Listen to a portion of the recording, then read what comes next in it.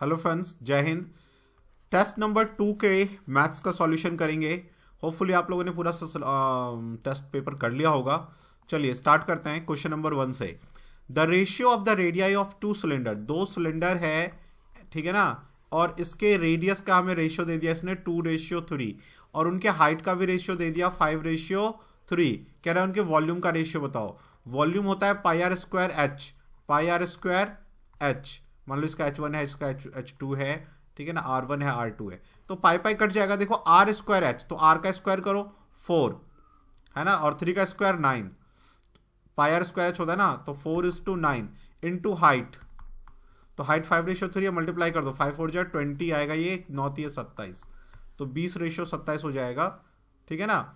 Pen drive में आप advance math में जाना, उसमें मैंने ये सारा सब कुछ बता रखा है, वहाँ से देखो। जो डाउट हो अपने बैच में पूछो, व्हाट्सएप पे पूछो, अपने डाउट्स को जरूर क्लियर कर लो। क्वेश्चन नंबर 2 क्या कहता है, देखो। If the number of side of a regular polygon, कह रहा है एक रेगुलर पॉलीगन है। पहले तो सुनो रेगुलर पॉलीगन क्या होता है, नियमित या समबाहुभुज क्या होता है। जब किसी भी ज्योमेट्रिकल शेप का जो साइड हो वो इक्वल हो, उसे हम कहते हैं सेम हो, मतलब कि जैसे जैसे ये 3 सेंटीमीटर का, तो ये भी 3, ये भी 3, ऐसे फिगर्स को हम कहते हैं रेगुलर, इक्वल। सम हिंदी में कहते हैं सम बहुभुज, और इंग्लिश में कहते हैं रेगुलर पॉलीगन, सभी साइड्स सेम। तो कहता है इसमें इनके डायगोनल फाइंड करो कितने होंगे। एन जो है ना नंबर ऑफ साइड है, तो डायगोनल इक्वल टू होता है n-3/2। किसी भी रेगुलर पॉलीगन का डायगोनल आप इस फॉर्मूले से निकाल सकते हैं, ठीक है। अच्छा क्वेश्चन है, ये क्वेश्चन आता रहता है, ठीक है ना। अब साइड की वैल्यू पुट कर दो, कितने साइड का दिया इसने 10, एन जो है ना यहाँ पे साइड है, ठीक है ना, तो 10 में से 3 गया 7/2, 2 पंचे 10, 7 पंचे 35। नेक्स्ट क्वेश्चन पे चलते हैं, क्वेश्चन नंबर 3 पे आइए। क्वेश्चन नंबर 3 देखो क्या कहता है, a coin is toss 2 time, एक क्वाइन को 2 बार टॉस किया गया। Find the probability of getting at most 1 head. At most मतलब ज्यादा से ज्यादा एक हेड आए, एटमोस्ट का मतलब ज्यादा से ज्यादा एक सिक्के को 2 बार उछाला जाता है, अधिक से अधिक एक चित्त, ठीक है ना, एक हेड आने की प्रोबेबिलिटी पूछ रहा है वो, ठीक है ना। अधिक से अधिक एक ही है, 2 ना है, ठीक है ना। तो देखो जब आप 2 सिक्के को उछालोगे, मान लो एक सिक्के पे हेड आया, तो दूसरा, और मान लो एक सिक्के पे दोनों बार हेड आ गया, तो एक बार टेल आ सकता है दूसरे सिक्के पे, और दूसरे सिक्के पे एक बार हेड आ सकता है। अच्छा अब देखो दूसरा क्या हो सकता है, दूसरे सिक्के पे अब मान लो आपका पहले सिक्के पे टेल आ गया, तो दूसरे सिक्के पे मान लो टेल आ जाए या हेड आ जाए, ठीक है ना। तो एक ये बन गया, एक ये बन गया, एक, ठीक है ना। अब देखो हेड कितनी बार, एक बार है, इसमें एक बार हेड आया, यहां पे एक बार हेड आया, है ना, ठीक है। तो जब हम 2 सिक्के को उछालेंगे, एक बार से फिर से समझो, एक पे हेड आएगा, एक पे टेल आ सकता है, फिर से एक पे हेड आ जाए, एक दूसरे पे भी हेड आ जाए, पहले पे टेल आ जाए, दूसरे पे टेल आ जाए, पहले पे टेल आ जाए, दूसरे पे हेड आ जाए, ठीक है ना। हेलो, देखो इस क्वेश्चन को ना फिर से करते हैं, वो बीच में मैं कहीं चला गया। देखो इसमें ना 2 क्वाइन है, सुनो ध्यान से। जब भी प्रोबेबिलिटी का क्वेश्चन आता है ना, हमें सैंपल स्पेस बनाना पड़ता है। सैंपल स्पेस क्या होता है, देखो जैसे 2 क्वाइन है ना, ऐसे एक क्वाइन और दूसरा क्वाइन, भाई हम ऐसा मान लेते हैं कि पहले क्वाइन पे दोनों बार हेड आ गया, ठीक है, तो दूसरे क्वाइन पे हम चेंज कर लेते हैं, मान लीजिए एक बार वहां टेल आ गया और एक बार हेड आया, ये पॉसिबिलिटी हो सकता है। अच्छा दूसरे, अब हम मान लेते हैं कि पहले क्वाइन पे दोनों बार टेल आ गया, ठीक है ना, और दूसरे क्वाइन पे एक बार हेड आ गया, एक बार टेल आ गया, ये पॉसिबिलिटी बन सकता है। इसको छोड़ के दूसरा पॉसिबिलिटी नहीं बन सकता। अब इसमें कह रहा है ज्यादा से ज्यादा एक हेड हो, ऐसे कितने होंगे। तो देखो इसमें एक हेड है, ये वाला जो है वो नहीं होगा हमारा, क्यों, क्योंकि इसमें 2 हेड है, इसमें एक हेड है, ये भी हो जाएगा, और इसमें ज्यादा से ज्यादा एक हेड, कम से कम बिल्कुल भी नहीं हो, कोई दिक्कत नहीं है, ज्यादा से ज्यादा एक हो, तो ये भी हमारा आंसर है, ये भी है, ये भी है। तो 3 है ना, 4 में से आउट ऑफ 4 3 हमारा जो है प्रोबेबिलिटी है, आउट ऑफ 4 3, और हमेशा प्रोबेबिलिटी जो है ना 1 होता है, उससे ज्यादा नहीं हो सकता। 3/4 is the answer. Fourth question देखो क्या कहता है। फोर्थ क्वेश्चन कहता है, देखो फोर्थ क्वेश्चन कहता है कि जो प्रोबेबिलिटी है 0.5 है, what is the probability not E? कह रहा है ई आने का, मान लो कोई चीज है उसमें ई आने का या किसी भी एक चीज की प्रोबेबिलिटी है 0.05, तो प्रोबेबिलिटी ना आने की, इसकी ना आने की कितनी होगी? तो टोटल प्रोबेबिलिटी होता है 1, उसमें से आने की प्रोबेबिलिटी माइनस कर दो 0.05, तो 0.95 आ जाएगा ना आने की प्रोबेबिलिटी। ये लो। फिफ्थ क्वेश्चन पे आओ, देखो क्या कहता है। इफ 80% ऑफ ए नंबर, कह रहा है कोई एक नंबर है उसका 80%, तो 80% क्या होता है भाई? 80/100 काटो, दो चौके 8, 2 पंजे 10, 4/5। देखो फिर क्या कहता है, 80% of a number added to 80, यदि इसमें हम 80 किसी नंबर के 80% में हम 80 ऐड कर दें, मान लो x है ना, इसके 80% में 4/5 में हम 80 ऐड कर दें, the result the number itself, तो वो नंबर खुद ही आ जाएगा आंसर x। अब इसको सॉल्व करो x लाओ, 400 आ जाएगा। और एक इजी तरीका बताऊं, देखो 4/5 कहता है एक नंबर है, मान लिया वो 5 है, उसका 80% 4 है, इस 4 में कितना ऐड करेंगे कि फिर से वही नंबर आ जाए? 1। लेकिन ये क्वेश्चन कहता है 8 नहीं 80, 1 की जगह 80 होना चाहिए, तो 80 मल्टीप्लाई कर दो, 1 80 बन जाएगा, तो 80 यहां भी मल्टीप्लाई करना होगा, यहां भी करना होगा, तो 80 पंजे 400, फटाक से लगा दो। सिक्स्थ क्वेश्चन में आओ, देखो सिक्स्थ क्वेश्चन क्या कहता है, इफ a एक्सीड्स b, ये लो a बना लो, b बना लो, यहां c बना लो, कहता है a एक्सीड्स b, a ज्यादा है b से 40%, है ना, मतलब b यदि 100 है तो a कितना है? 40% ज्यादा, 140 है। बताओ, ठीक है। b is less than c, b जो है c से कम है 20%, ठीक है ना, मतलब ये कि इससे c से 20% कम है b, 20% कितना होता है? 1/20 पंचे 100, 1/5, ठीक है ना, 1/5, मतलब जिससे कहता है ना वो नीचे होता है, ऐसा समझो। तो ये 5 है तो ये 1 कम 4 है, लेकिन ये 4 नहीं 100 है ना, तो 25 से मल्टीप्लाई कर दो, इक्वल हो जाएगा, तो 25 यहां भी मल्टीप्लाई कर दो, यानी ये 125 आएगा। यानी कि ये 100 है तो c जो है, b जो है c से कितना कम है? 20% कम है, तो इसका मतलब c 125 है, b 100 है, ठीक है। एक तो तरीका ये इसका करने का। दूसरा तुम ऐसे भी कर सकते हो कि ये 100 तो ये 140 और ये 100 तो ये 20 कम 80, ठीक है ना, काट पीट मचाओ, 0 से 0 कट गया, 0 से 0 कट गया, यहां भी देखो 0 से 0 कट गया, 2 पंजे 10, 2 सत्ते 14, 2 चौके 8, 2 पंजे 10, एक रेशियो बना लो, या तो ये वाला तरीका कर लो या ये वाला तरीका, इससे एक रेशियो बनाओ। भाई क्या आया? ये 7 आया, ये 5 आया, ये 4 आया, ये 5 आया, इससे एक रेशियो बनाना आता है ना आपको, इसको इससे मल्टीप्लाई, इसको इससे मल्टीप्लाई, इसको इससे, 7 चौके 28, 5 चौके 20, 25 25, और इसको भी काटोगे ना तो वही आएगा, देखो 25 25, 25 25 125, 25 चौके 100, 5 से काटोगे तो ये 20 पंचे 100, 20 आएगा, ये 25 आएगा, और ये 5 से काटोगे 5 दूनी 10, 5 8 40, 28, यही आ गया ना। अब ये देखो क्या कहता है, तो ए और सी का रेशियो बताओ, ए और सी 28/25, ठीक है। चलिए आगे बढ़िए, 7वां क्वेश्चन देखो, the difference of two number is 45% of their sum. कह रहा है दो नंबर का जो डिफरेंस है वो, दो नंबर एक्स वाई है, इसका डिफरेंस जो है इनके सम का यानी जोड़ का कितना परसेंट है? 45% है, ठीक है। The ratio of the larger number two smaller, larger और स्मॉलर का रेशियो हमसे वो पूछ रहा है।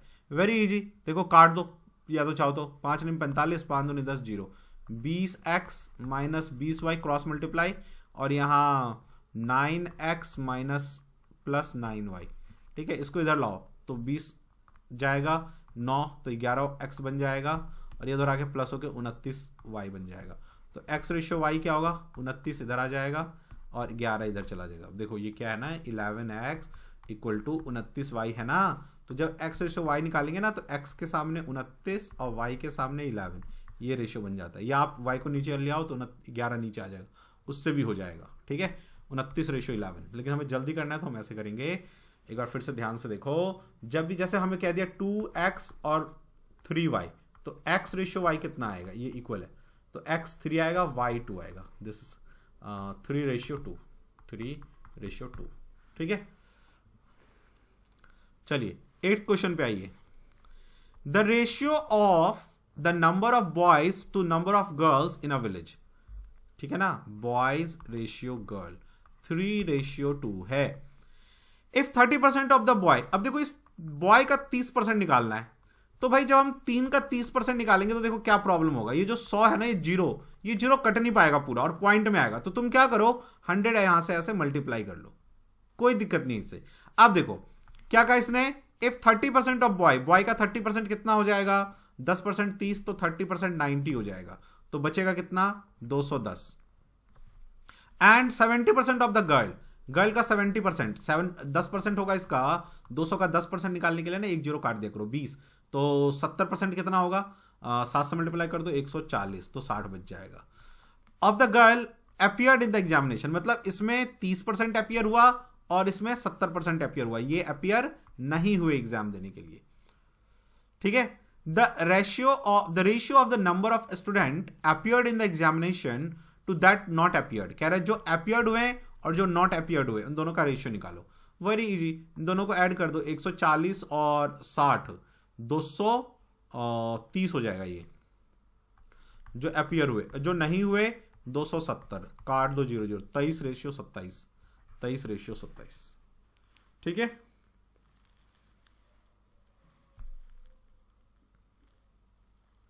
चलिए नेक्स्ट क्वेश्चन पे आइए। 9th क्वेश्चन क्या कहता है, ये 9th क्वेश्चन है, क्या कहता है 9th question, if the selling price of 16 item, तो देखो यहां पे कॉस्ट प्राइस कर लो, क्रय मूल्य, और एसपी विक्रय मूल्य। कहता है if the selling price of 16 item, 16 वस्तुओं का विक्रय मूल्य is equal to cost price of 20 item, देखो ये 16 आइटम का selling price 20% of cost price है, तो आप इसको 20 लिख लो। यदि ये 20 आइटम लिखा हो या 20% लिखा हो, कुछ भी लिखा हो, आप यहां 20 लिख दो, परसेंट के चक्कर में मत फंस जाना, ठीक है ना। यदि लिखा हो 20, selling price of 20 item is equal to cost price of 20 item, selling price of 16 item equal to selling price of 20 item, या यहां पे चाहे परसेंटेज लिखा हो या 20 लिखा हो, कोई फर्क नहीं पड़ता, आप यही लिखना, क्योंकि देखो आप प्राइस लेके चलोगे 100 लेके चलो, तो आप 20% जब फाइन करोगे ना तो यही आएगा, और यहां पे ये 16 का 16 ही आएगा, ठीक है। तो इसलिए आप इस परसेंटेज और इसके चक्कर में मत फंस जाना। वो ये कह रहा है कि 16 चीजों को बेचने पर 20 चीज के पैसे आए, वो इसका कहना ही है। देखो 16 वस्तुओं का विक्रय मूल्य 20 वस्तुओं के लागत मूल्य के बराबर है ना, 20 वस्तुओं के लागत मूल्य के बराबर है, ठीक है। तो इसका मतलब वो क्या कह रहा है कि 16 को बेचा और 20 के पैसे आए, तो 4 का लाभ हो गया ना, तो 16 पे मुझे 4 का लाभ हो रहा है, 1/4 चौके 16 यानी 25%, 1/4 25% होता है, आपको करवाया हुआ है मैंने परसेंटेज में, पेन ड्राइव में परसेंटेज में जाना, वहां बेसिक रेशियो वगैरह सब दिया हुआ है, तो ये प्रॉफिट हो रहा है, गेन ऑफ 25%, ठीक है ना। ऐसे बहुत सारे क्वेश्चन मैंने आपको करवाया हुआ है प्रॉफिट एंड लॉस वाले में, पेन ड्राइव को बहुत ढंग से पढ़ो। 10th क्वेश्चन पे आओ, cost price of 100 book, CP of 100 book is equal to selling price of 60 book. देख लो यहां पे नंबर ऑफ आइटम दे दिया, वहां परसेंटेज दिया, घबराने का नहीं है। तो 60 को बेचने में 100 के पैसे आ रहे हैं, 40 का फायदा हो रहा है ना, तो 60 को बेचने में 40 के पैसे आ रहे हैं, 0 0 कट गया, 2 2 4, 2 3 6, 2/3 कितना परसेंट होता है, 66, 2/3% होता है कि नहीं, तो सी इज द आंसर। चलो 11वें पे आओ, 11वां क्या कहता है, a radio is sold at a profit of 20%। देखो एक रेडियो है, मान लो 100 रुपए का था, उसको 20% के प्रॉफिट पे बेच दिया, तो 100 का 20% 20 ही आएगा, तो 120 रुपए में बेचा, ये सेलिंग प्राइस, विक्रय मूल्य, कॉस्ट प्राइस, क्रय मूल्य, ठीक है। फिर क्या कहता है, देखो हैड इट बीन सोल्ड ₹60 मोर, यदि इसको 60 रुपए ज्यादा पे बेचा होता, ये जितना पे यहां देखो, ये तो माना हुआ प्राइस है ना, ये असली प्राइस तो नहीं है, ये तो हमने माना है कि 100 की चीज को 120 पे बेचेंगे तो 20% फायदा है, तो जितने पे ये बेचा था ना, उससे यदि 60 रुपए ज्यादा लेके बेचता तो उसको 30% का फायदा होता। अब देखो मैं या तो ओरिजिनल प्राइस पे निकालूं या 100 पे निकालूं, 30%, 30% ही रहेगा, वो चेंज नहीं होगा, तो 30% का यदि मैं 100 का 30% निकालूंगा तो 130 पे बेचेगा, वो बेचेगा ना। तो देखो, तो 120 की चीज को मैं 130 में बेच रहा हूं, तो कितना फायदा ले रहा हूं, 10 रुपए का फायदा ले रहा हूं ना। लेकिन क्वेश्चन क्या कहता है, नहीं ये फायदा 60 रुपए का होना चाहिए, तो 600 मल्टीप्लाई कर दो, 60 हो जाएगा, ओरिजिनल वाला आ जाएगा, तो 6 हर जगह मल्टीप्लाई होगा, यहां भी होगा, यहां भी होगा, यहां भी होगा, यानी 600। समझो इस प्रॉब्लम को कि 600 रुपए की चीज को यदि मैं 20% के प्रॉफिट पे बेचूंगा भाई, तो 12×5=60 720 रुपए आएगा। यदि आप चाहो देखना तो देख सकते हो, 20% ऐसे करके निकाल सकते हो, 120 रुपए आएगा। ठीक है, अब मैं इसको यदि 30% के प्रॉफिट पे बेचूंगा तो 600 का 30% प्रॉफिट कितना होता है, देखो ध्यान से, 6×18 180, तो 780 रुपए में बेचूंगा, है ना। और यदि मैं 600 यहां मल्टीप्लाई करूंगा इसको, तो 13×6=78, तब भी इतना ही आएगा। आएगा कि नहीं? तो समझे, जब भी इस तरह का क्वेश्चन हो आप यहां पे 100 लेके चलो, प्रॉफिट जितना हो, जितना प्रॉफिट बेचने के बाद वाले पे हो, और ये जो कह रहा ना ओरिजिनल से मैच कर दो, ओरिजिनल से मैच कर दो। देखो ध्यान से, 100 रुपए की चीज को मैंने 20% प्रॉफिट पे बेचा तो 120, इसी 100 को यदि मैं 30%, कॉस्ट प्राइस तो चेंज नहीं होगा ना, इसलिए इसी को मैं 30% प्रॉफिट पे बेचूंगा तो 130, तो कितने का फायदा हुआ, 10 रुपए का। लेकिन क्वेश्चन कहता है नहीं, 60 रुपए ज्यादा पे बेचना चाहिए, तो इस 10 को मैं 60 बना दिया 6 से मल्टीप्लाई करके। ठीक है, तो 6 यहां भी मल्टीप्लाई होगा, यहां भी होगा, कॉस्ट प्राइस में भी होगा, तो 6 जब मैं यहां मल्टीप्लाई करूंगा 600 आ जाएगा मेरा ओरिजिनल प्राइस, तो ओरिजिनल कॉस्ट प्राइस 600 रुपए। ठीक है, होपफुली मैं आपको इसको समझा पाया हूंगा। प्रॉफिट लॉस के पेन ड्राइव में जो प्रॉफिट लॉस का चैप्टर है उसमें मैंने बहुत सारे ऐसे क्वेश्चंस करवाए हुए हैं, वहां जाके देखो, फायदा होगा, सीख जाओगे, ऐसे क्वेश्चन आते ही आते हैं। ठीक है ना, 12th क्वेश्चन पे आ जाओ। A man sells an article at 5% above its cost price. कहता है एक व्यक्ति है जो एक वस्तु का कॉस्ट प्राइस जितना भी था, मान लो 100 रुपए था, उससे 5% ज्यादा पे वो सेल कर रहा है। मैन सेल्स, सेलिंग प्राइस 105 रुपए है। ठीक है ना, उसने कहा कि एक व्यक्ति ने क्रय मूल्य की चीज को 5% ज्यादा पर सेल किया है, तो 105 पे किया है। फिर देखो क्या कहता है, इफ ही हैड, यदि इसने बॉट इट 5% लेस, जो क्रय मूल्य की चीज 100 रुपए में इसने खरीदी थी, यदि इसने 5% कम में खरीदा होता, ठीक है ना, तो 95 रुपए में खरीदा होता। ठीक है ना, less than what he had paid for it and sold at 2 rupees less, और यदि 2 रुपए कम में बेचा होता तो कितना रुपए पे करता, वो ये पूछ रहा है। वुड हैव गेन, नहीं इसने बोल दिया वुड हैव गेन 10%, तो कह रहा है 10% गेन होता, तो 95 का 10% पहले तुम गेन कर लो, तो 10% आएगा 9.5, है ना। तो 95 में 9.5 जोड़ो तो कितना आएगा, 5 9 5 14 1 9 1 10, 104.5 में यदि बेचेगा तो 10% का प्रॉफिट होगा। तो देखो तो कितना ज्यादा में बेचा, 5 की चीज कम करके बेचा, आधा रुपए कम बेचा है ना, लेकिन क्वेश्चन कहता है 2 रुपए कम होना चाहिए, तो 4 से मल्टीप्लाई कर दो, 2 आ जाएगा, तो 4 हर जगह मल्टीप्लाई कर दो, कॉस्ट प्राइस पे भी कर दो, कॉस्ट प्राइस 400 आ जाएगा। देखो एक बार फिर से समझो, 100 रुपए की चीज को इसने 5% के प्रॉफिट पे बेचा, तो 105 पे बेचा। कह रहा यदि इसने 5% कम पे खरीदा होता तो 95 रुपए में खरीदा होता, और 10% प्रॉफिट पे बेचा होता इतने पे, तो उसको 2 रुपए लेस लगता, पहले से 2 रुपए कम लगता, है ना। तो देखो 105 और 104.5 तो कितना कम हुआ, आधा रुपए, 1/2, लेकिन ये 2 रुपए आना चाहिए, तो 4 से मैंने मल्टीप्लाई कर दिया, 2 दूनी 4, 2 आ जाएगा कट के। तो ये जो 4 मल्टीप्लाई किया मैंने एक्स्ट्रा, तो मैथ क्या कहता है, एक जगह गुना करो तो हर जगह करो, तो हर जगह कर दिया, कॉस्ट प्राइस में भी कर दिया, 400 आ गया। ठीक है, चलिए 13th क्वेश्चन पे करो। देखो आप कहोगे कि सर मैं तो एक्स मान के कर लूंगा, ऐसे कर लूंगा, वैसे कर लूंगा।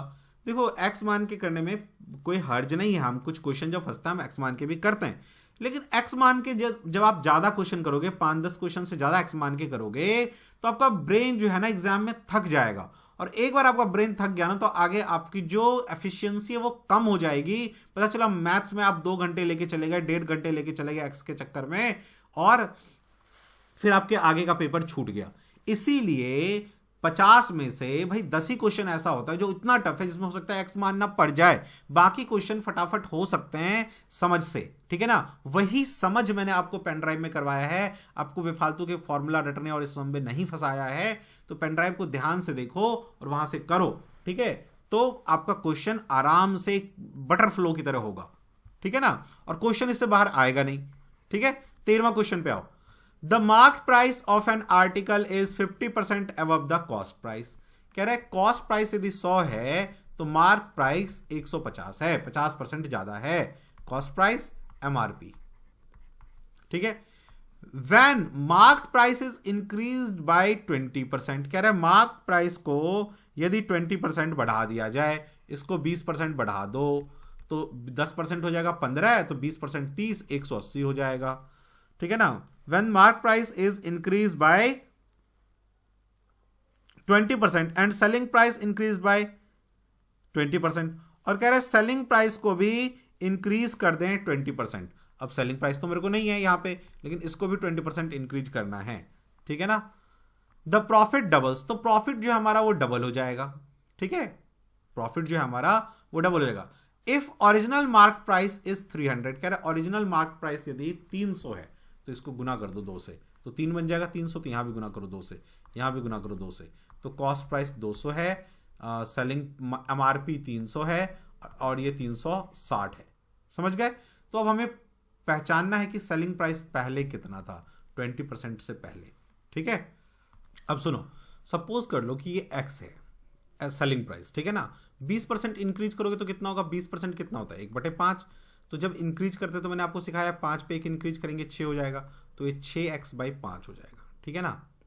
अब देखो पहले इसको प्रॉफिट कितना होता था 6x/5, अभी 6x5 में से मैं माइनस कर देता हूं 200, सेलिंग प्राइस में से यदि मैं कॉस्ट प्राइस माइनस कर दूंगा तो क्या आ जाएगा, है ना, ये नया वाला सेलिंग प्राइस है, ठीक है ना, प्रॉफिट है। अच्छा, पहले के प्रॉफिट से डबल हो जाता था, देखो ये कह रहे हैं ना यहाँ पे, when mark price is increase by 20%, जब हमने मार्क प्राइस को 20% इंक्रीज कर दिया 360 हो गया, और सेलिंग प्राइस को भी 20% इंक्रीज कर दिया, प्रॉफिट डबल हो गया, तो प्रॉफिट डबल हो गया।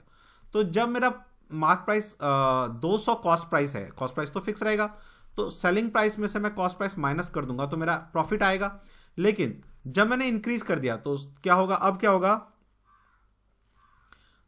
x में से 200 माइनस करो, ठीक है, तो पहले का प्रॉफिट से डबल हो जाएगा आपका प्रॉफिट। देखो एक बार फिर से सुनो, जब 20% आपने इंक्रीज किया एमआरपी को तो वो 360 हो गया, तो आपको सेलिंग प्राइस को भी आपको 20% इंक्रीज करना पड़ा, तो वो इतना हो गया, और कॉस्ट प्राइस आपका 200 था, ठीक है। तो जो नया प्रॉफिट है आपका ये डबल है पुराने वाले से। क्वेश्चन में कह रहा है if the original price is 3, sorry यहां देखो बढ़ा दिया जाए तो लाभ दोगुना हो जाता है, जब आपने बढ़ाया यहां पे लाभ दोगुना हो गया, प्रॉफिट डबल हो गया, ठीक है ना। तो हमारा लाभ कैसे निकलता है, सेलिंग प्राइस में से कॉस्ट प्राइस माइनस करते हैं, हमने सेलिंग प्राइस में से कॉस्ट प्राइस माइनस कर दिया, तो ये जो था पहले के लाभ से ज्यादा था जब हमारा प्राइस x था और ये 200 था, ठीक है। अब यहां से मुझे x निकालना है, तो 6x माइनस, यहां 5 ही रहने दो, 200 करो, 2x माइनस 400 कर दो, ठीक है, और इस 2x को इधर ले आओ, तो ये इसको इधर ले जाओ, इधर इसको इधर लाओ, 400 को इधर लाओ, तो 200 प्लस का बच जाएगा इधर, और इधर 2x में से माइनस कर दो आप 6x/5, तो 5 दूना 10x, 4x/5 बचेगा, और 5 यहाँ के 1000 हो जाएगा, और ये 4x हो जाएगा कट के 250 आ जाएगा, तो ओरिजिनल सेलिंग प्राइस आपका 250 आ गया, ठीक है, क्लियर हुआ। देखो मैं आपको एक बार फिर से समझाता हूँ, मैंने क्या किया, 100 रुपये मैंने कॉस्ट प्राइस लिया, इसने मुझे कहा कि एमआरपी इसका 50% एवव है कॉस्ट प्राइस से, तो 150 हो जाएगा 50% ज़्यादा। फिर इसने मुझे कहा कि एमआरपी को यदि मैं 20% बढ़ा दूं और सेलिंग प्राइस को भी 20% बढ़ा दूं, मेरा प्रॉफिट डबल हो जाएगा, ठीक है। तो मैंने इसको 20% इंक्रीज किया तो 180 आया, ठीक है ना, और इसको भी 20% इंक्रीज करेंगे x को, तो 6x/5 आ जाएगा, ठीक है। अब इसने कहा कि ओरिजिनल जो सेलिंग एमआरपी है वो 300 है, ये 300 है, तो 150 को 2 से गुना करना पड़ेगा, तो 2 मैंने यहाँ भी गुना किया, यहाँ भी किया, यहाँ, ठीक है, इन दोनों जगह 2 गुना किया, यहाँ पे किया तो यहाँ भी किया, तो ये 200 आ गया, ये 150 आ गया, 300 आ गया, 300 का 20% ज़्यादा 360 होगा, और x का 20% ज़्यादा इतना होगा, ठीक है।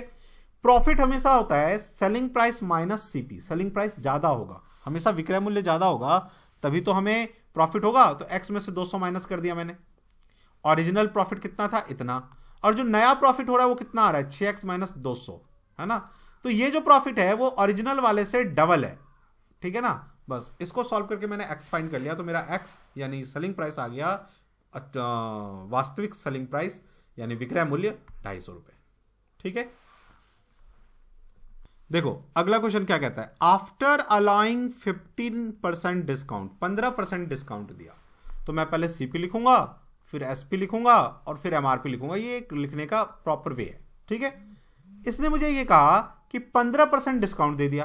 भाई 15% क्या होता है? 15% 3/20 होता है, काटोगे तो परसेंटेज को नीचे लेके, यानी हमें, और मैंने सिखाया हुआ है आपको प्रॉफिट लॉस में कि जब हमें डिस्काउंट देता है तो नीचे एमआरपी होता है, क्योंकि एमआरपी पे डिस्काउंट मिलता है। यानी 20 रुपए की चीज पे वो हमें 3 रुपए डिस्काउंट देके 17 रुपए में बेचना चाहता है, ठीक है। The selling price of radio become 255। कह रहा है इस ऐसा करने से जो सेलिंग प्राइस हो गया वो 255 हो गया। तो बस कुछ नहीं करना, हमें 17 को 255 बनाना है। जब 15% का छूट दिया, 20 की चीज को 17 में बेचा, लेकिन कहता है वो 255 आना चाहिए। तो 17 को मैं किससे गुना करूं कि 255 आ जाए? 17 एकम 17, ठीक है। तो 17 3 20 और 5 8 आ गया, और 5 17 85 15।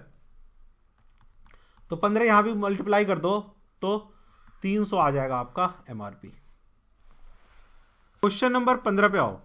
Simple interest on a certain sum at a certain annual rate of interest is that much of the sum. देखो सुनो ध्यान से, किसी धनराशि पर किसी वार्षिक ब्याज की दर से साधारण ब्याज मूलधन का, जिसका कहता है ना वो नीचे, यानी कि यदि मूलधन 25 है तो साधारण ब्याज 16 रुपए मिल रहा है। ये बात क्लियर हुआ क्या?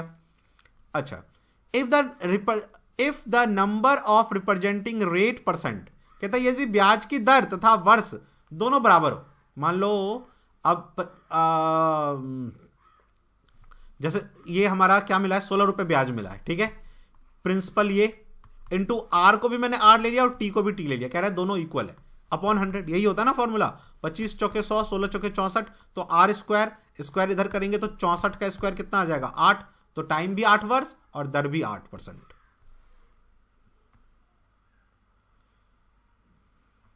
नेक्स्ट आओ क्वेश्चन नंबर 16 पे क्या कहता है? A sum of money amounts to rupees, कोई एक अमाउंट है प्रिंसिपल, वो 5 साल में कितना हो जाता है? 5200 and rupees that much in 7 year, और यही अमाउंट 7 साल में कितना होता है? 5680 रुपए। यहां से यहां तक कितना है? 2 साल, ठीक है। The rate of interest per annum is, तो कह रहा है रेट ऑफ इंटरेस्ट बता दो पर एनम का, ठीक है। समझ गया ना? देखो तो भाई यहां पे 5200 रुपए मेरा 2 साल में इतना हो गया ना, तो 5200 घटाना है इसमें से थोड़ा। प्रिंसिपल 0 8 6 में से 2 गया 4। क्लियर है क्या?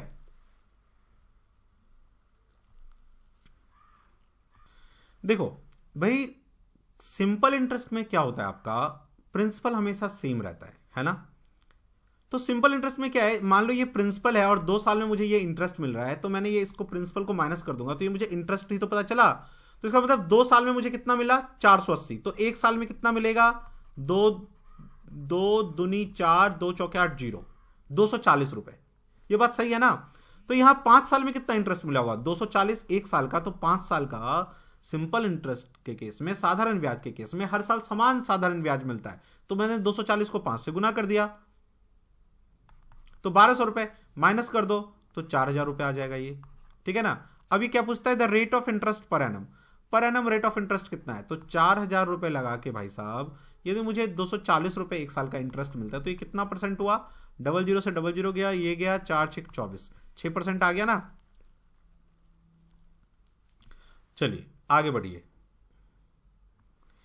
Eight what rate of simple interest per annum will a sum become 7/4 of itself. अपने आप का 7/4 हो जाए। मान लो वो ये कह रहा है कि यदि वो 4 रुपए हो, जो सम है, जो मूलधन है वो 4 है, तो वो 7 रुपए हो जाएगा 4 ईयर में। तो क्या रेट ऑफ इंटरेस्ट है? तो भाई 4 साल में यदि मुझे 7 रुपए मिल रहा है तो मुझे 3 रुपए का इंटरेस्ट मिल रहा है, ठीक है ना। ठीक है, तो 3 रुपए इंटरेस्ट मिला, 4 रुपए प्रिंसिपल था, 4 साल। रेट ऑफ इंटरेस्ट मुझे नहीं पता, और 100, 25 चौके 100, 25 3 75, ठीक है ना। 3 रुपए इंटरेस्ट मिला, 4 रुपए प्रिंसिपल था, टाइम भी 4 साल था, rate of interest R into 100, ठीक है। 4 से काटो, सॉरी, तो ये 25 आ गया, 25 3 75, तो R आ जाएगा यहाँ से 75/4, इसको डिवाइड करो तो 4 एकम 4, ठीक है, 3 बचेगा और 5, 4 8 32, 3 35/4, 18 3/4%।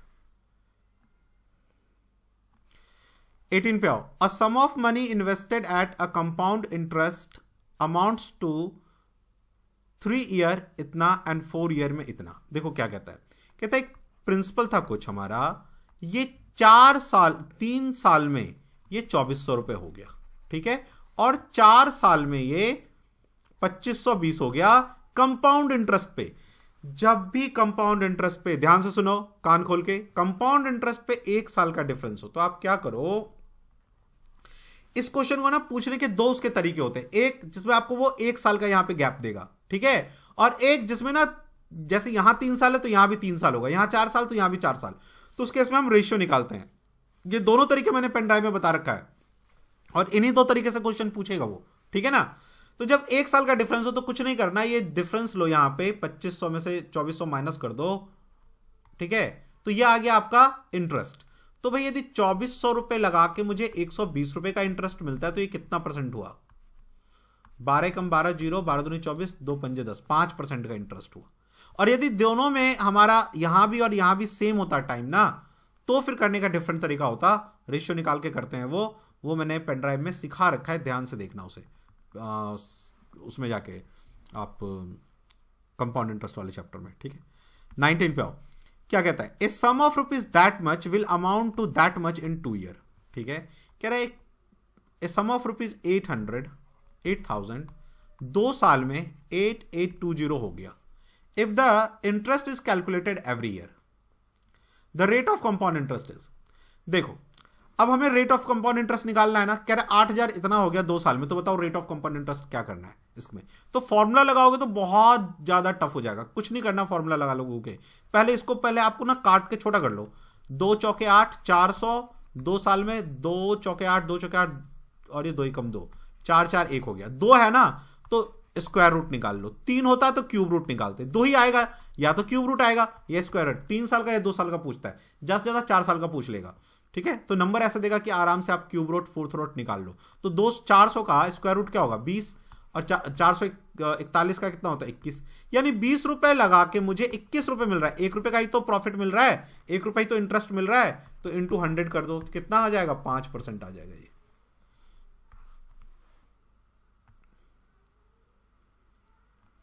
बीसवें पे आ जाओ। A person has a chemical of ₹25 पर लीटर, 25 रुपए पर लीटर का एक केमिकल है।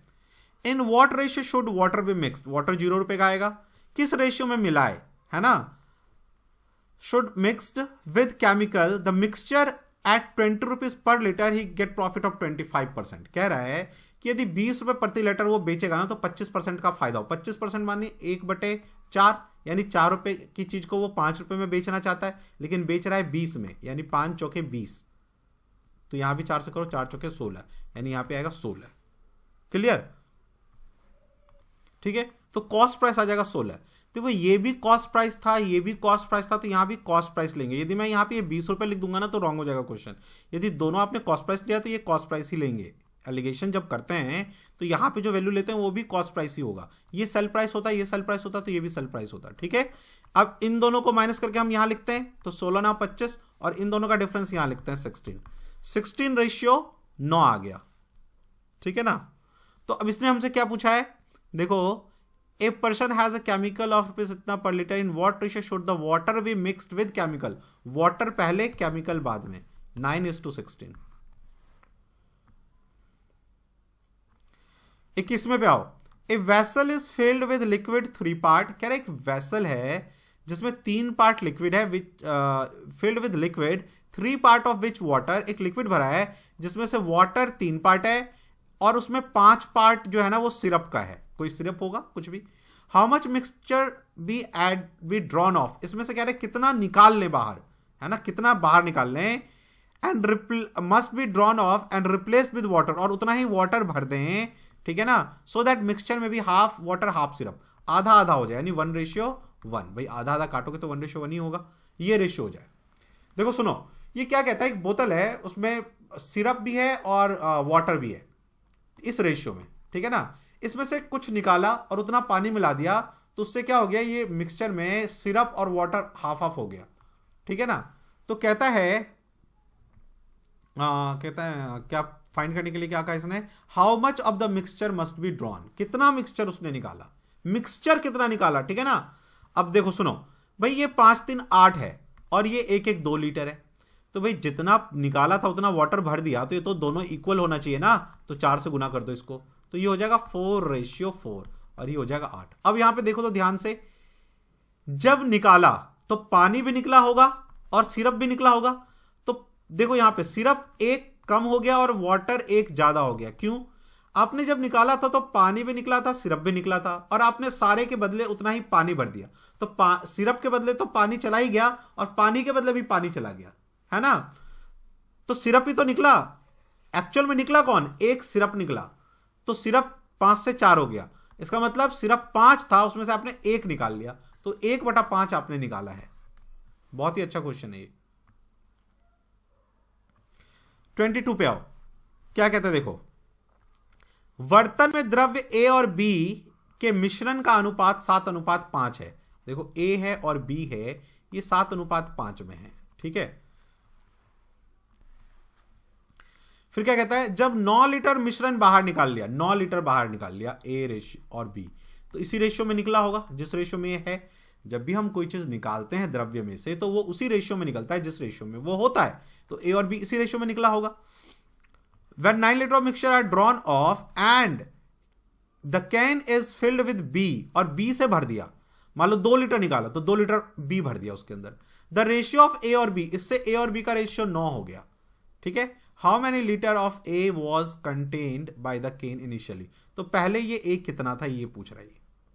अब देखो ये 7 5 12 लीटर, ये 9 7 16 लीटर, भाई जितना ये था उतना निकाला और उसके बदले B ही मिला दिया, तो ये दोनों सेम होना चाहिए, वो घटना नहीं चाहिए था और ये अलग है, तो इसको पहले 1 करो, 12 चौके 48, 16 3 48, तो 4 यहां भी मल्टीप्लाई करना होगा, 4 यहां भी करना होगा, 3 यहां भी करना होगा, 3 यहां।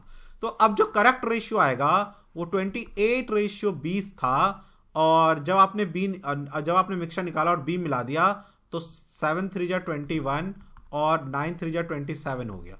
अब देखो यहां भी वही हुआ होगा, आपने ए और बी निकाला तो ए और बी दोनों निकला, लेकिन आपने बी भर दिया तो ए के बदले भी तो बी भर दिया, तो ए जितना कम हुआ होगा 7 रेशियो, उतना ही बी देखो ज्यादा हो गया, हुआ ना।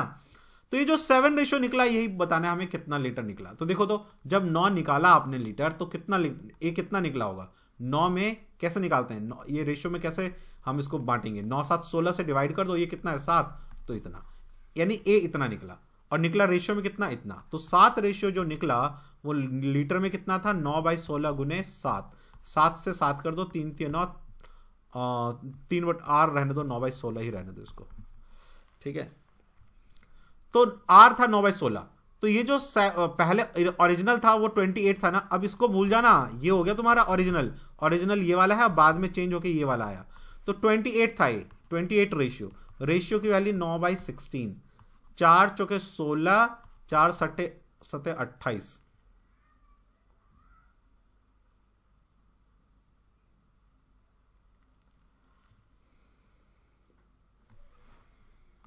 ये थोड़ा यहाँ पे गलती दिख गई, 7:5 था ये, तो 7 5 12 आएगा ये, सॉरी, तो ये 12, यहाँ ये 12 होगा, ठीक है ना।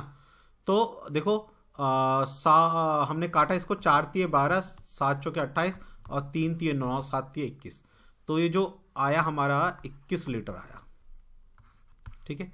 बहुत ही अच्छा क्वेश्चन है। देखो मैं एक बार फिर से इसको समझाता हूं आपको, देखो इस क्वेश्चन को मैं फिर से समझाता हूं। इस क्वेश्चन को यदि आप ढंग से समझ गए ना, तो समझो अच्छे क्वेश्चन के लिए ना आपका भेजा खुल जाएगा। देखो इसने क्या कहा, ध्यान से समझो, A:B में हमारे पास कंटेनर में 2 लिक्विड है जो कि 7:5 है, 9 लीटर हमने निकाल लिया। अरे भाई तो 9 लीटर जब आप निकालोगे तो जिस रेशियो में है उसी रेशियो में निकलेगा, 7:5 में निकलेगा, तो A कितना निकलेगा, 9 बटे जितना ये होता है ना उसको रेशियो से डिवाइड कर दो, 7 5 12, 12 से डिवाइड करो, ठीक है। और ये 7 पार्ट है तो यहां 7 से गुना कर दो, A इतना निकलेगा, और B कितना निकलेगा, 9 को 12 से डिवाइड करो, और ये 5 पार्ट है तो 5 से गुना कर दो, इतना लीटर A निकला, इतना लीटर B निकला, ठीक है। अब इसने क्या कहा कि जब हमने 9 लीटर निकाला और उतना ही B मिला दिया, तो हमारा रेशियो 7:9 हो गया। तो बताओ ओरिजिनली ए हमारा कितना था। ठीक है, तो देखो एक बात बताओ, ये 7 5 12 लीटर था, 9 लीटर निकाला और उतना ही बी मिला दिया, तो टोटल क्वांटिटी तो सेम होगा ना। ये 9 7 16 कैसे हो गया, ज्यादा हो गया ना ये। तो इन दोनों को मुझे इक्वल करना होगा, क्योंकि जितना आपने ये 9 लीटर निकाला उसके बदले आपने बी तो मिला ही दिया ना।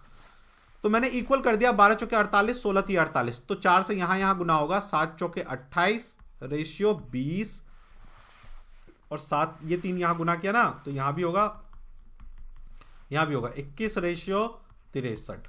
समझ गए। अब इस रेशियो का मुझे कोई लेना देना नहीं है। अब मेरा करेक्ट रेशियो पहले वाला ये है, जब आपने बी निकाल लिया, पूरा निकाला 9 लीटर और बी मिला दिया, तो करेक्ट रेशियो ये आ गया। उसके बाद का देखो क्या हुआ होगा, जब आपने 9 लीटर निकाला तो ए और बी दोनों निकला, और आपने 9 लीटर बी मिला दिया, तो भैया बी तो इस 9 लीटर जब आपने बी मिलाया तो बी के बदले बी चला गया, लेकिन ए के बदले भी तो अब बी ही भर रहे हो आप। तो इसलिए आप देखो ये एक कम हो गया 7 रेशियो, और इसके बदले आपने 7 रेशियो इसमें पानी मिला दिया, तो इसलिए ये 7 रेशियो ज्यादा हो गया।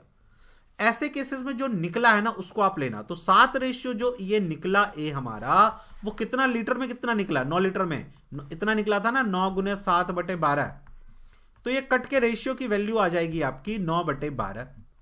तो ये कितना रेशियो था ए पहले ओरिजिनली, 28 रेशियो, यही पूछ रहा है मुझे। तो 28 और रेशियो की वैल्यू मल्टीप्लाई कर दो ओरिजिनल वैल्यू निकालने के लिए। तो 3 से गुना कर दो, या 4 से, 4 थी 12, 4 7 28, 3 थी 9, 7 थी 21। इसका मतलब 21 लीटर ओरिजिनल मिक्सचर में 21 लीटर ए था। ठीक है ना। और जब निकाल लिया तो 7 कम हो जाएगा, 21 में से 7 माइनस कर दो तो बाद में वो रह जाएगा। लेकिन इसने हमसे ओरिजिनल पूछा तो 21 हो जाएगा। यदि बी पूछता तो 20 गुने 9/12 करते हैं हम, तो होता 3 3 9, 3 चौके 12, 4 पंजे 20, 5 3 15 लीटर। बी होता 15 लीटर। ठीक है।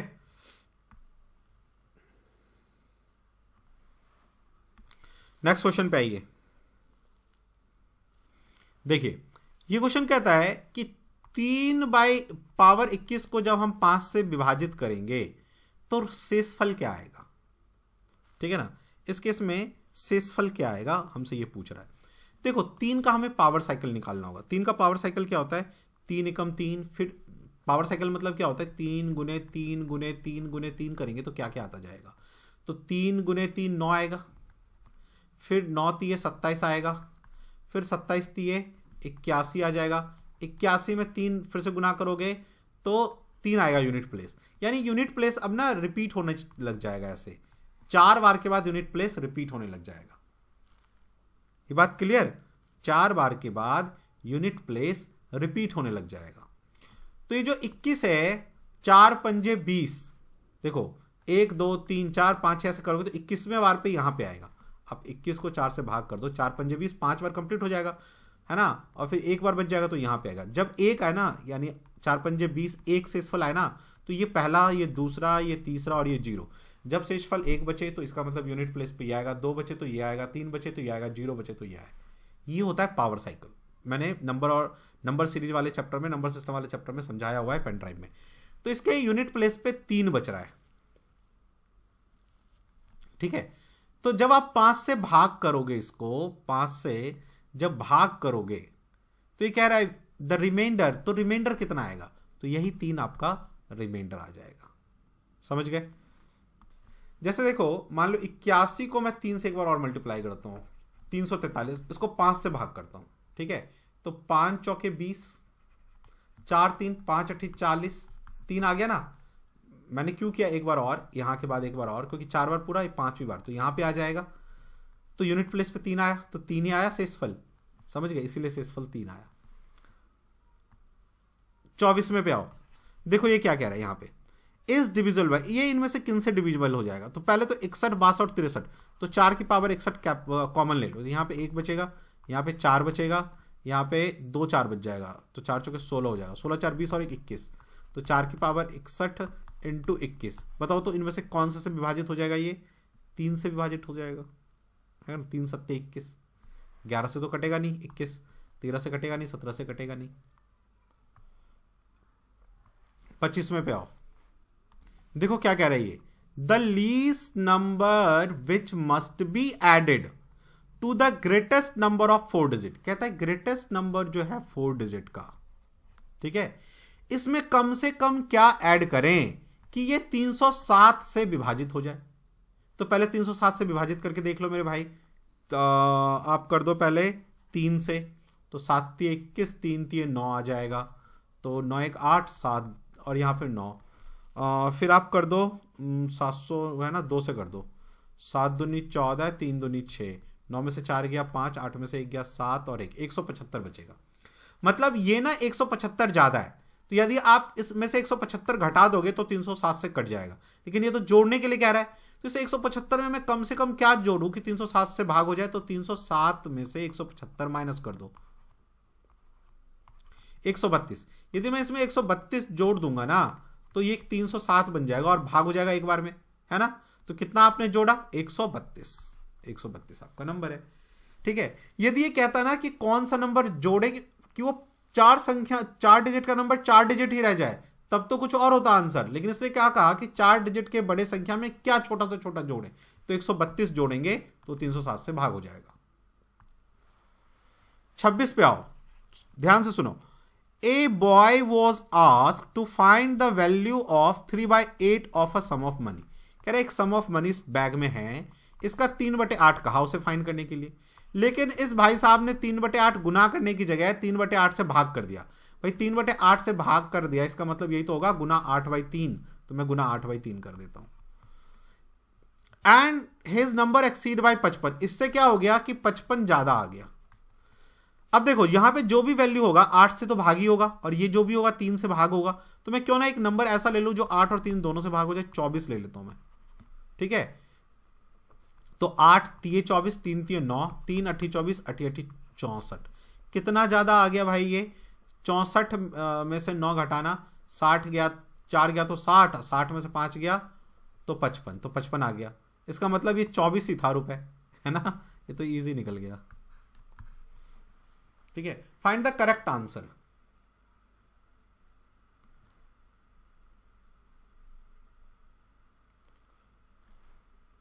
अरे वो धनराशि 24 है, करेक्ट आंसर तो 64 होगा। करेक्ट आंसर आएगा 24 को यदि मैं गुना करूंगा 3/8 से, तो मेरा 8 × 24, 3 × 9 आएगा ना। नहीं, ये दोनों भी गलत है, 9 आएगा आंसर। करेक्ट आंसर पूछ रहा है, 9 आएगा। 24 को 3/8 से गुना कर दिया, उसने कहा था भाग करो 3/8 से।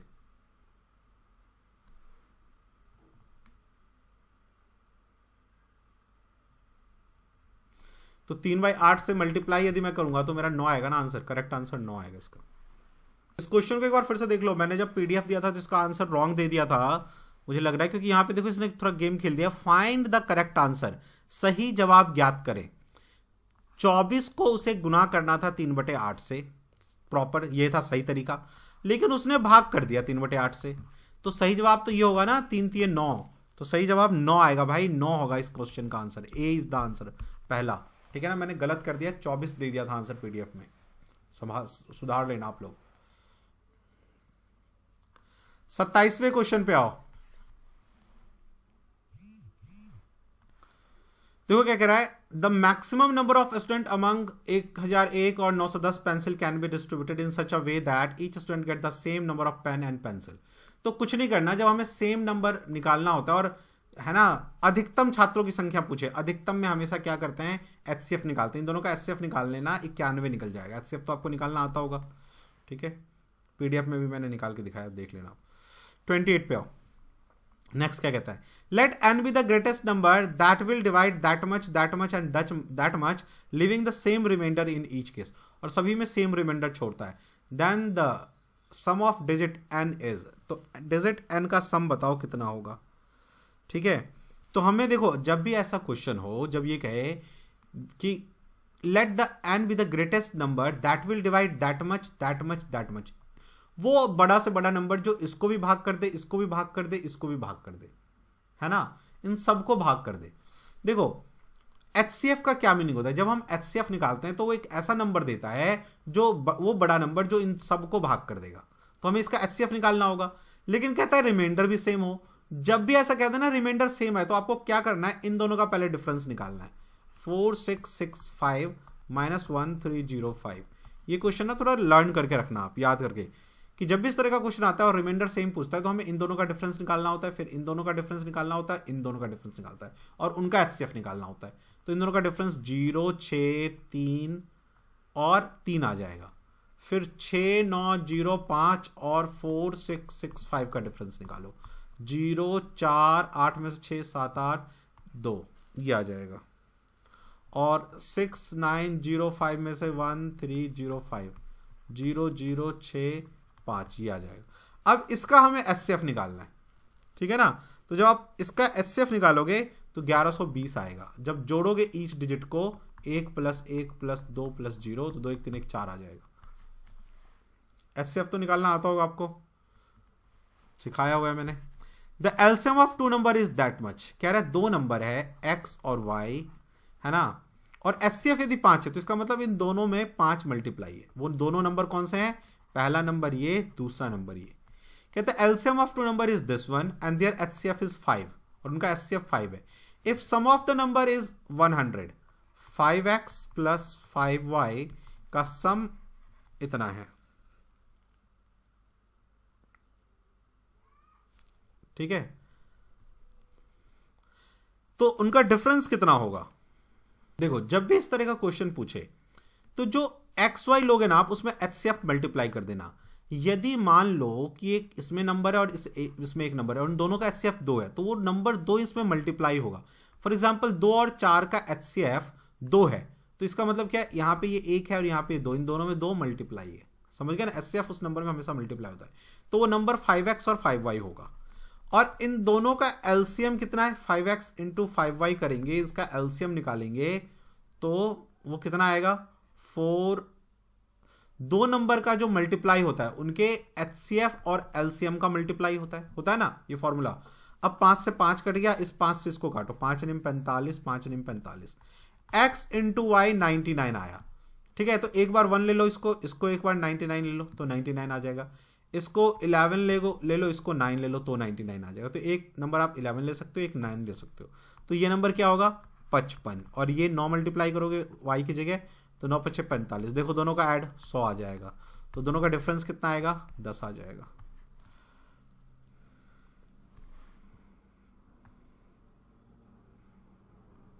तीसरे क्वेश्चन पे आओ। देखो पहले हमेशा इनर ब्रैकेट निकालते, तो 2 × 2 = 3, ये 3/2 है तो 3/2 - 1/3 - 1/6, 6 LCM आ जाएगा। 2 × 6 = 3 × 9 माइनस 3 दूनी 6, 2, 6 × 6, 2 × 3 माइनस होगा 9 तो 6/6 यानी 1, इस पूरे की वजह से 1 आ जाएगा। तो 4 × 4 = 5/4 माइनस हाफ, 5/4 माइनस हाफ, क्योंकि 1 से गुना करेंगे हाफ में तो हाफ ही रहेगा। तो ये 4, ठीक है ना, 5 में से 2 दूनी 4, 5 में से 2 गया 3/4, 3/4 आ गया, ठीक है। इन सब की जगह आ गया 3/4, 4 × 12 = 13, 13/4 भाग 3/4 तो कितना आ जाएगा?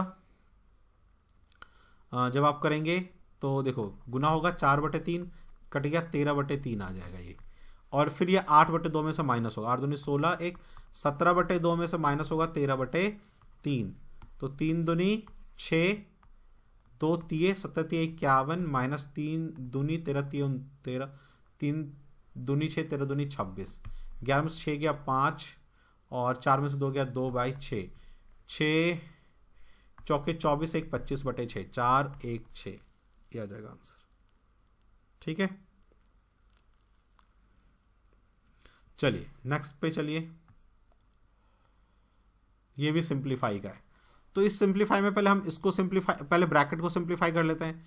तो ये हो जाएगा 7/12, फिर इसको कर लेते हैं 4 दूनी 8, 2 10 1 11, 11/4 अपॉन 6 × 6 और 5, 11/6 divide 7/8 multiply 7/12 plus 5/7 divide 3/4 of 3/7, ठीक है। तो पहले ऑफ करते हैं हमेशा, तो ऑफ करेंगे तो 3 3 9/7 × 28 आ जाएगा, ये कट के आ जाएगा 9/28।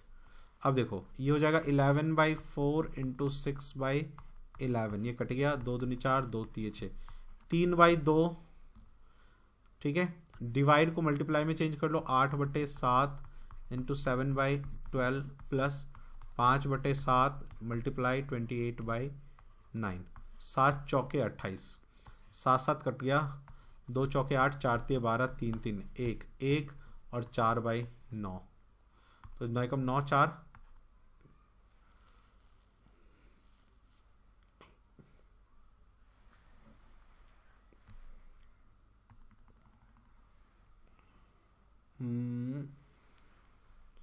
क्योंकि 7 चौके 28, तो ये आ गया 20/9 आ गया ना, 20/9 है ये भाई।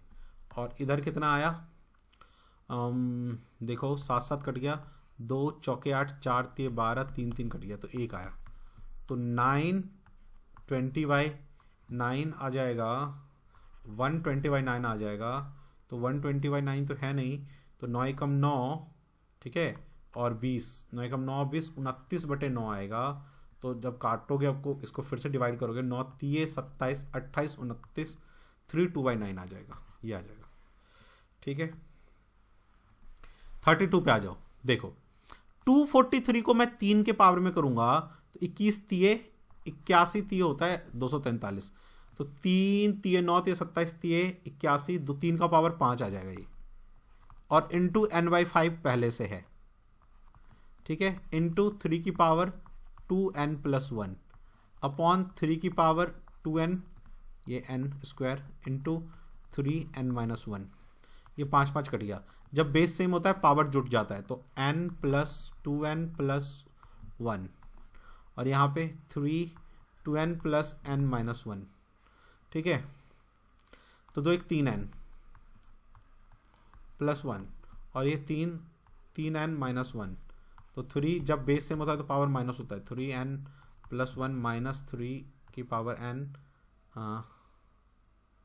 3n और माइनस माइनस +1, ये कट गया, 112, 3 का स्क्वायर 9।